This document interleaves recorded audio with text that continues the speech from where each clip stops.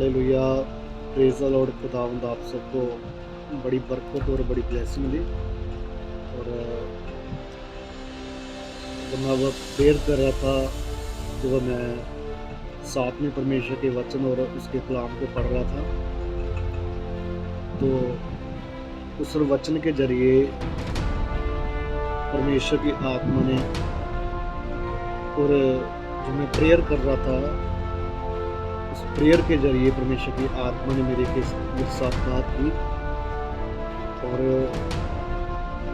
जब हम परमेश्वर के वचन को पढ़ते हैं, तो हम जब होली स्पिरिट हमको टच करता, तो हम एक जगह पे ठहर जाते हैं और परमेश्वर का आत्मा उस वचन में से हमसे बातें करता है और हमको समझाता है कि पवित्र आत्मा ये चाहता है कि हमारी लाइफ है वो बेस्ट के बाद बेस्ट हो।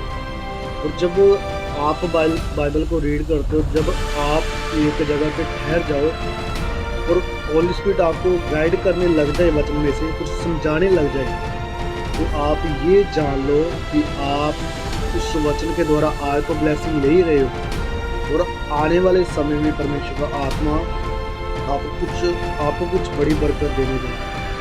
और मैं जब मैं वचन को, रोमियो की किताब को जब मैं पढ़ रहा था, तो उस वचन में लिखा है, रोमियो 10 अध्याय उसकी 20 में लिखा है, फिर ये शाया, ये वचन जो मैं आपको बताऊंगा, ये सुनने वाला और आनंदित करने वाला वचन है और बहुत ब्लेसिंग देने वाला वचन है।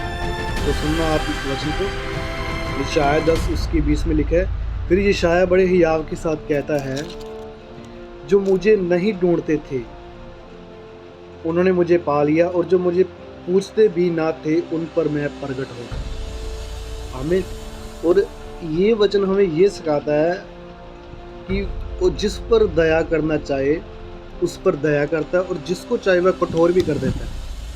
और खुदा का ये फजल है और उसकी ये ग्रेस है कि परमेश्वर ने अपने आप को, अपने पुत्र को हमारे ऊपर प्रकट किया।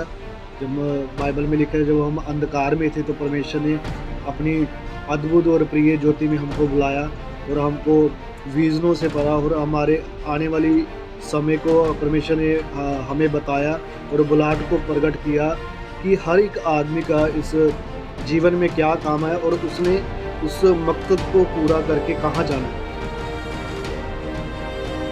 हालेलुया।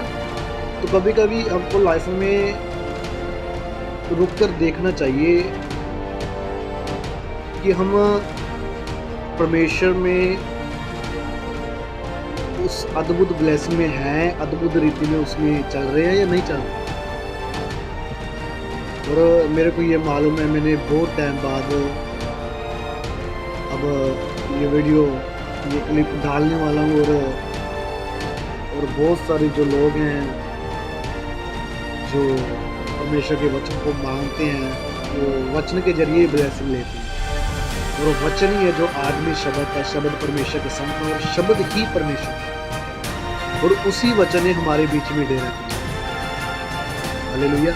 और ये वचन जब मैं आपको दिया है, आपको ये ब्लेस करेगा। कहता जो मेरे को ढूंढते ना थे उन पर मैं प्रकट हो, जो मुझे पूछते भी ना थे, परमेश्वर ने कहा उन पर मैं प्रकट हो गया। जैसे मेरी लाइफ थी, तो जब मैं बहुत सारे दुखों में था, परेशानियों में था, जब मेरे जीवन में अंधकार था, तो मैं, जब अंधकार जीवन में होता है तो कोई आपके साथ नहीं होता, तो ये चीज़ माइंड नहीं करती। जब आप प्रभु में आए, आपके साथ कुछ लोग होने चाहिए, कुछ सपोर्ट जब आपके साथ पवित्र आत्मा, तो आपको किसी व्यक्ति की सपोर्ट नहीं चाहिए।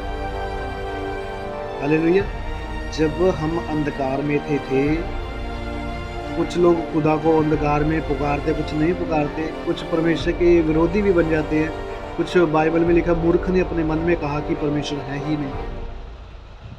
हालेलुया। तो इस कारण ये अद्भुत ग्रेस है परमेश्वर की।